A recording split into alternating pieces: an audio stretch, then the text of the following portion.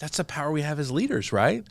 To excite, to inspire. Mm-hmm. But if we are inspiring and exciting, we are driving that car really fast. And if we have no idea about our blind spots and no one to point it out to us, we're going to incite and inspire you right off the edge of a bridge, like right into traffic.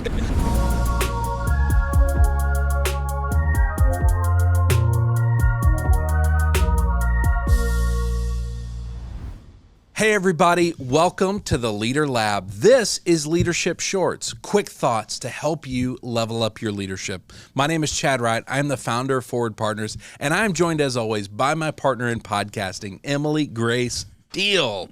Emily, what are we talking about today? We often have unconscious blind spots as leaders. Okay. How do we make sure we are checking those regularly to ensure we aren't about to, swerve our entire organization into a wreck? Over the last few episodes, there's been a lot of car metaphors and like highway metaphors. We have a lot of those kind of in general. We do. You know what's funny is because most of the ideas as I come up with them, it's while I'm driving, I think. Oh, yeah. Part of this came out of, I was driving to a client's place the other day, and there's this one exit that I hate. It's here in Austin, and you get off, and you immediately have to get over 2 lanes. And there's always traffic there. There's people coming on, and I check my blind spot, ready to get over. Well, when I wasn't paying attention, apparently, somebody slipped into my blind spot. Mm-hmm. And I was like mid-turn over when I decided for whatever reason to look again, and there was a car there, and I was so close to hitting them. Yeah. And when you think about that scenario, like when you have that happen, derails your entire day, right? When you suddenly have a wreck out of nowhere, and especially when it's because we didn't see somebody there. Mm-hmm. It's surprising, it's damaging, and really, when you think about it from a leadership perspective, we can do that with our organizations. We all have blind spots, right? Yes. And so we have that ability sometimes to accidentally cause problems if we're not aware of those. Yeah. And so I think figuring out how to minimize those starts with understanding the potential. They exist. Well, they exist, but also the potential if we don't figure this out. Yeah. Like we as leaders can do so much good, tremendous amount. Boy, we can also screw things up. Mm-hmm. I think I tell you all the time, I'm the biggest threat to this company. It is not competitors. It is not outside forces. It is me. Mm-hmm. I am a danger to this place if I'm not careful. Well, I think my favorite part about your story about is that you had that thought to check, right? Yeah. And it's because blind spots are there. Yes. And so you had the thought to look. And I like that applies to this too. If you're aware that you have these blind spots and you can identify them, then you know to look for them. Yeah. You know that they exist. And really, keeping safe from blind spots in a car involves mirrors. Mm-hmm. So we're always kind of seeing what activity as it's coming and going. We're also turning, right? We are physically looking towards our blind spots to check. So knowing that the blind spot and where it is really is important. You're right, because then I know to physically turn there. When it comes to leadership, I think the mirrors and the turning really is all about our circle. Mm-hmm. And not just having people in our circle to kind of point things out, but equipping them to do that. Yeah. We talk all the time about how do we give people the language to challenge us when we are swerving into a blind spot without checking, because it happens sometimes. And we all have different blind spots. They look wildly different for everybody. One of mine is very clearly underestimating effort needed on new projects. I'm an idea lover. I was going to say, when you have a lot of ideas, this is just kind of an offshoot of that. Like when you have a lot of ideas and you get fired up about them. Boy, do I get excited. Then it becomes pausing to see like the amount of time it takes. And you come to me with an idea and you're like, well, this is a cool new idea I had this weekend. And I'm like, awesome, let's do it. And then I'm like, oh, wait, hold on. Yeah, you are one of those things that helps check the blind spot, right? Because I'm notorious historically for coming in and going, here's a new idea. We should do this next week. Mm-hmm. When we're functioning well, you are good at, hey, A, that's going to take 3 months, not next week. And B, we have 4 other projects lined up that you said were more important. And so is this something we need to move in priority or change around or whatever? Mm-hmm. That's a great conversation to have. Now we're staring at the blind spot. Yeah, what right? is it we can't say anymore? This will be easy. This will be easy is a phrase I'm no longer allowed to utter. No. Y'all have full permission to kick me if I utter that phrase. Because I am bad about that. Mm-hmm. Oh yeah, this is a great idea. This will be easy. Well, and it's almost like in the beginning when you first started saying that, I was like, oh sure, sure, it will. I agree with you. And well, again, that's the power we have as leaders, right? To excite, to inspire. But if we are inspiring and exciting, we are driving that car really fast. And if we have no idea about our blind spots and no one to point it out to us, we're going to incite and inspire you right off the edge of a bridge, like right into traffic. It's not going to go well. And we've been there before where we have overcommitted because I was not aware of my blind spots. I did not honor them. I didn't think about them. I didn't check them.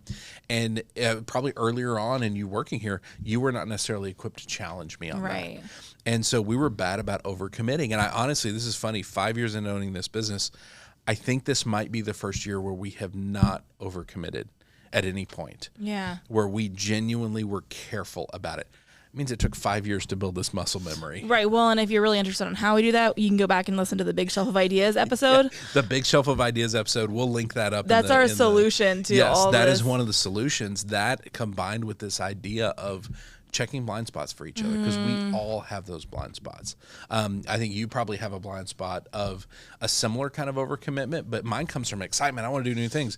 Yours comes from I don't want to say no. I don't want to say no. I don't want to let anybody down, right? Yep. And so I'm careful about that. Like when I ask for something and I know it's a little outside the boundaries we've set up, I acknowledge that. Right. Hey, here's the thing. It's on a day that you're not normally working. Here's why it is. Here's why it's a limited time thing.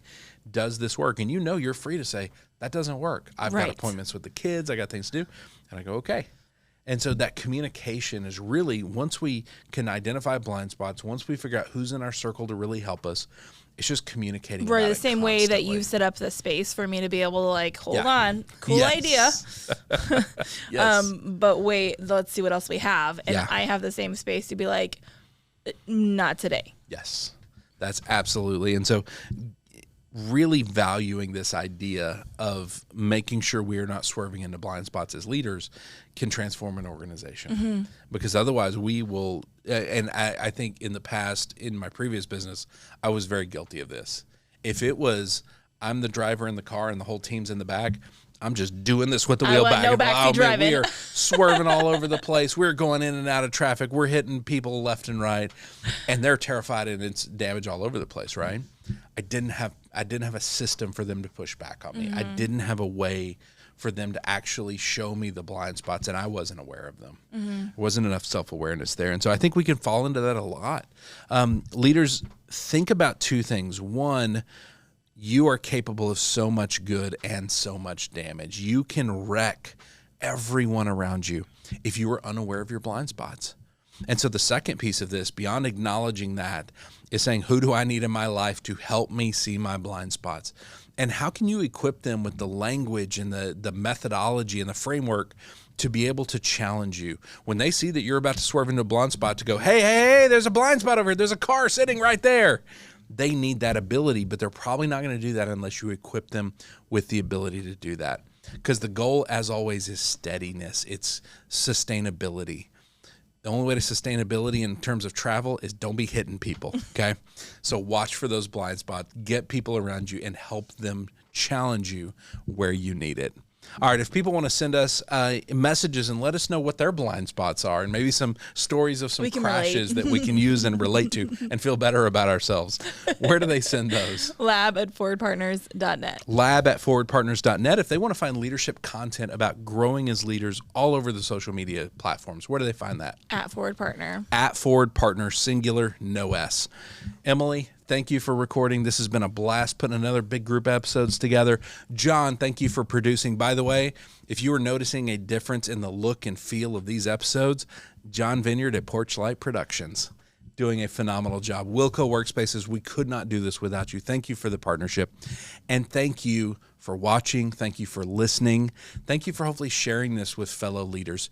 We are committed to giving away every single thing that we teach, everything we know, and really everything we learn as we're on the ground doing this work and as we are growing as leaders right along with you. We are excited to continue this journey. We will see you next time right here in the Leader Lab for Leadership Shorts.